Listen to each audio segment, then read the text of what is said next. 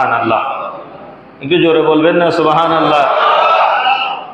দাউদ আলাইহিস সালাতু ওয়াস সালামের সফর সঙ্গী যিনি ছিলেন, তিনি মাত্র 20 দিরহাম একজন ভিক্ষুককে দিয়েছেন।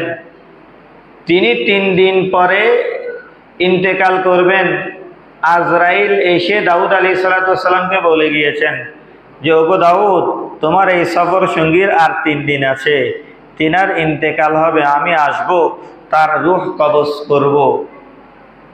অথচ 3 দিন পরে তিনি ইন্তেকাল করে নাই। 3 দিন তো দূরের কথা, 1 মাস পরেও সে সুস্থ।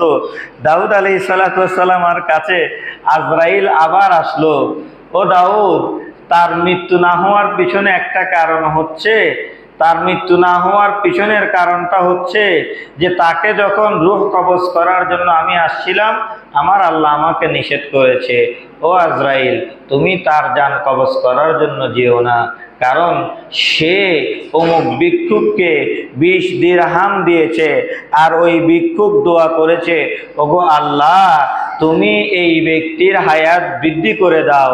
আর এই 20 দিরহাম দেওয়ার কারণে, ওই ভিক্ষুক দোয়া করার কারণে আমি আল্লাহ তার সদকা কবুল করেছি বিদায় 20 দিরহামের বদৌলতে তার 20 বছরের হায়াত বৃদ্ধি করে দিয়েছে। বাঁচার জন্য কে না চায়? মরার জন্য চায় কেউ?